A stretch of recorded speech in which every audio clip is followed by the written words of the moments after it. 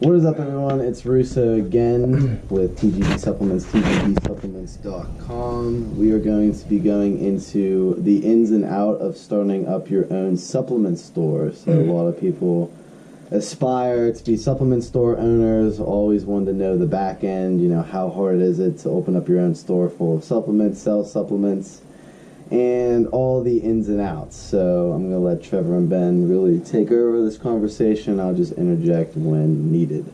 Okay. Well, starting out, you know, you're going to need to start a business. And you can start out as a sole proprietorship, an LLC. An LLC can still be run as a sole proprietorship, or you can run it like an corporation. We started out as a sole proprietorship when I started out of my house.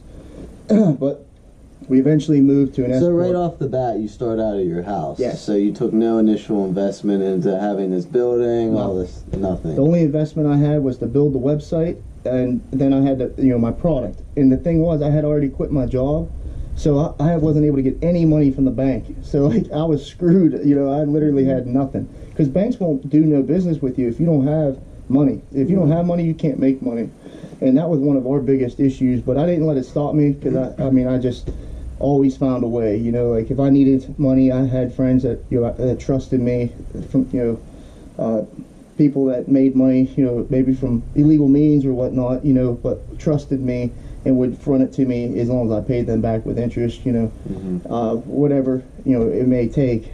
So I had a couple friends that helped me out, you know, give me a little bit of money to get going, and then I'm somebody that works hard for everything, so I always appreciate it. So I made sure I paid them back and then some, just because, you know, they don't have to do that, you know what I mean, and the bank wouldn't do it for me. And I'd rather give somebody else money than give it to the banks. I mean, because I feel like they don't appreciate your money anyway, and really they wouldn't be nothing without our money. So they don't treat businesses the way they should, or the way they used to. You know, it used to be you try to help small businesses, but now they hurt small businesses in a lot of ways. Right. Until you get to a certain point and you're making a lot of money, and then they can make money off of you, then they'll help you out, but it's only because of their own benefit. So that's one of the biggest issues. So the first thing, what we did, we didn't have a store. The store is a big upfront cost. So if you don't have the money for that, you can start a website, but you got to be able to run it efficiently. So you got to be able to set up some kind of drop shipping or next day shipping. And so if somebody would order something back when we first started, if we didn't have it in stock, which most of the time we didn't, I would order it that day, the next day it would come in, and then I would ship it out. But there's order minimums. If you don't hit the minimums, they won't ship to you. So you got to spend like $250+ at least every day with a distributor to keep that going, which is hard in the beginning, you know. So you got to really sell. And so that's probably the biggest thing. So you got to have a web developer, somebody to build a nice website, unless you know how to do it yourself. There's some like cookie cutter sites like Shopify, stuff like that out there now, but you got to know how to use it. The site is very important. You can have the best site in the world, but if nobody knows you're there, you're not going to do any business. Right. And for, you know, what we did, we had a good reputation with helping people, because me moderating on the forums and stuff. So I had a lot of people that trusted me, and they gave me a chance, even though we weren't the cheapest on all our products to start. You know, they would message me, I would, you know, match prices, do whatever we had to do, and slowly we built a good customer base over time. So once it became time when we had to get a storefront, because, you know, just couldn't make, we were losing money locally. That's when we put in the investment, you know, got a lease for a location, which is where we're at now, and we have our storefront. Now slowly I was building up inventory. You know, as I'd have to order these orders, I was building up inventory. Unlike a lot of stores, we own almost all of our product, because I didn't have that credit, because, you know, I had quit my job. Even though my credit score is really good, I didn't have money lended to me from the banks, so I had to pay, you know, for everything that we had to buy. So I kept putting all my money back in. I didn't take a paycheck for 4 years from the business. And then it got to the point where I couldn't get loans from the bank at that point, even though I had established the business, because I didn't have a paycheck. So if I'm not taking money, it looks like I'm not making money, which means they don't want to give me, a loan. So even though the business was doing okay, they didn't want to give me a loan because I wasn't taking my own pay. So at that point I started paying myself a wage. And I still put a lot of it back in, you know. Just I take what I need to survive, like to pay my bills, for food. Right, this is your baby. So yeah, obviously. exactly. So I want this to continue to grow, so I always put my money back. But you know, I try to take care of our employees, you know, without Ben, and Anna and Christina, we wouldn't be able to do what we do. Everybody has their role, and we have to split it up. And that's something else. As you grow, you got to find good people to work with you that take it just as serious as you do, that run it like it's their own business. So I try to encourage all of my employees to run it like it's their own business, because they have the potential to grow and make it into a career if they want to. You know what I mean? As far as I can't grow without them. I can only do so much myself. So I need them to want to step up and push further, and do things. And that way they can grow into a career and then some, so we can, continue going down the right path. So like, when you walk by a garbage can, if it's full, you got to want to empty it, so because nobody's going to come behind you to do it. So there's only a couple of us, which is, makes it tough, but at the same time, it makes us so much more effective and efficient because we know what we're doing. We're responsible for our actions, and we always, when somebody calls, they're going to talk to one of us, so we know it's going to be taken care of the right way. But if you get too big, then sometimes they'll let things slide for the next guy, and then that's when things start to roll downhill. Mm-hmm. But yeah, so once you get the store, then you got to have a POS system, an inventory system.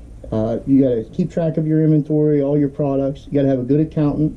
You got to manage every single sale. You got to keep track of everything, online and in store. The online is a lot of work, man. Right. I mean, we got like 6,000-7,000 products on the website, and they change all the time. So it's like sometimes they change the flavors, the attributes. Sometimes the sizes change. Sometimes the weights change, and that all makes differences in your shipping costs and everything.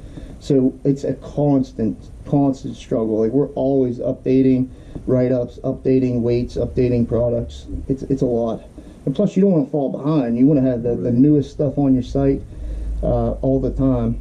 And then on top of that, you got to promote, social media, Facebook, all that. How hard is competing against bigger supplement stores? It's very tough. Especially. And what have you used to really overcome that? Our knowledge is what we use, because we actually take the time to listen to our customers and hear them out and actually try to help them. We actually try to help them for whatever they may be going through or having issues with. And because we have the knowledge, because we research this stuff all day, every day, we're very successful with that. And then when you really help somebody with a health issue, they're going to tell everybody, Right. So that's how we've really got to where we are.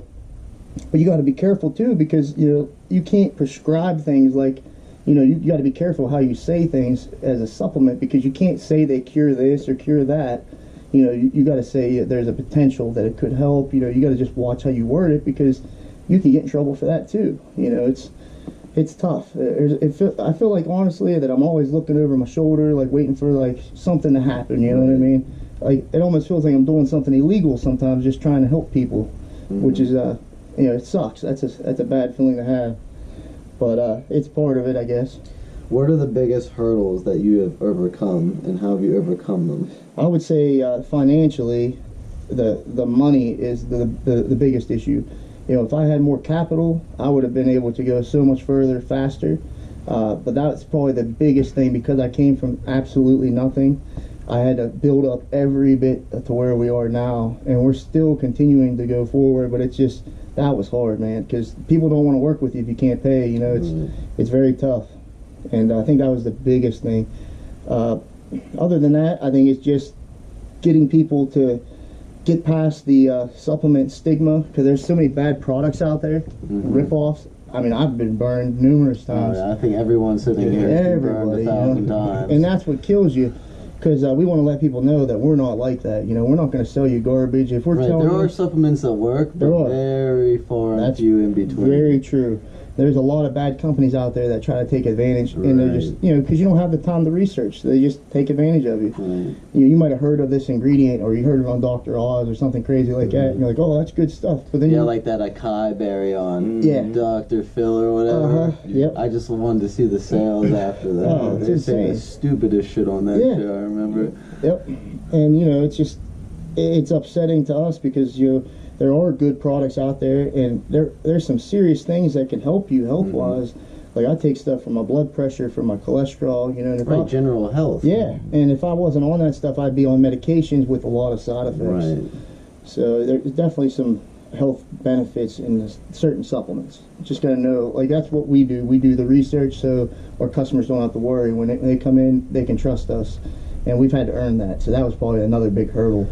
On average, like, what do you think the success rate in a percent would be to get where you are right now from where you started? From where I started, I'd say very low. Probably like 10% maybe, just because I started from nothing. But to start a supplement store in general, I would say maybe like 40-50%, because I've actually helped 2 different people start supplement stores just because they asked me, which is competition. You know, like most, right. I know 90% of other supplement stores would say, no way, you know, give you bad information. But because I'm so thankful to be where I am, somebody asked me for help, so I helped them. The one guy, he made it like 6 months, and that was it. And you know, he just didn't realize. I tried to tell him, you know, there's a lot more to it than you think, and you're not going to make a lot of money. You're not just man. like, here's your product, sit there and collect money. Well, he had more money too. Like, he had money to start. He got a location right off the bat. But the thing was, like, he was expecting to make a lot more than what he actually was able to make, because when you got companies like Amazon and bodybuilding.com and all these big companies selling for dirt cheap because they're buying in bulk, or Amazon, a lot of people, they get like free stuff or they'll get deals. They'll sell stuff on there for a loss.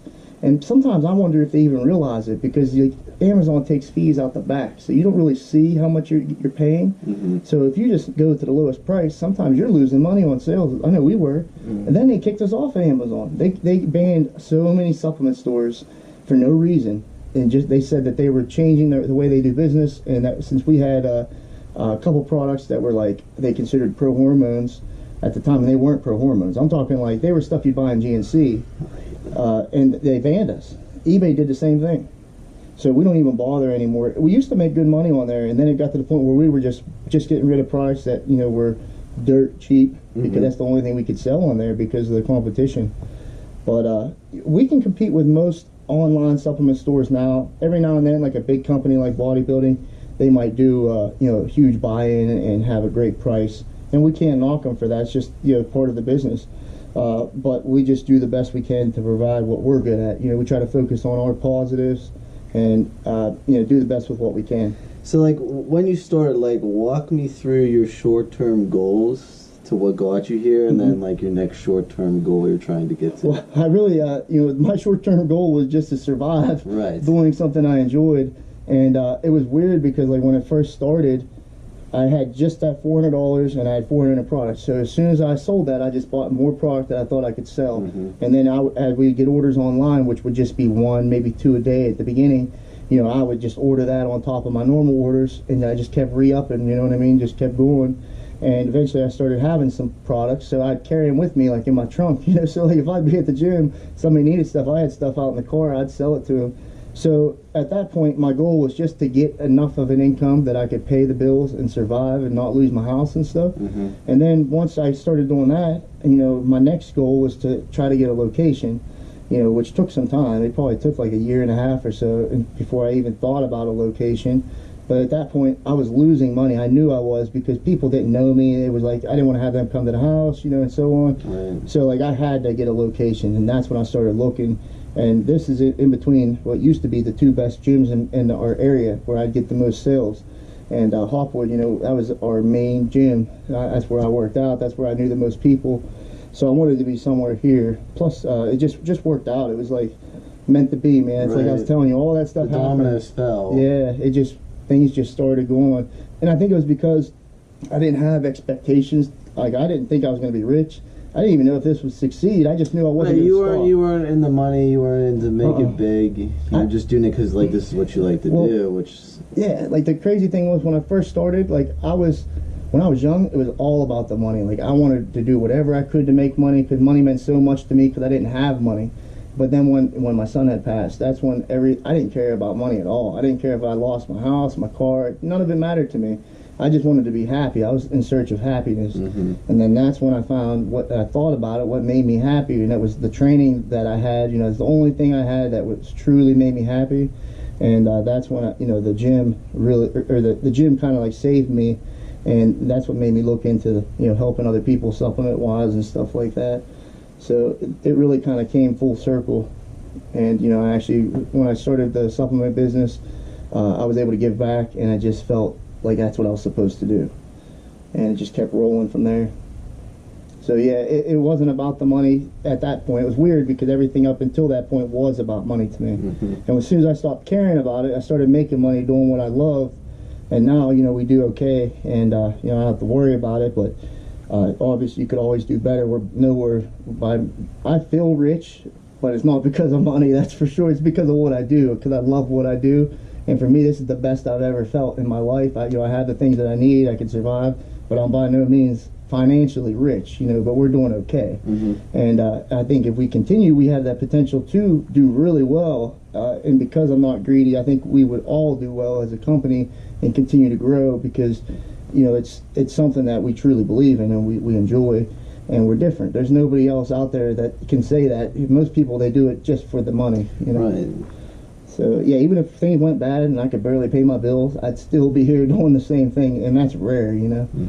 So what's your big goal that you're trying to reach right now? Well, the big thing right now, we really want to get this forum off the ground, and if things go well with the podcast and the forum, we're trying to get out there more.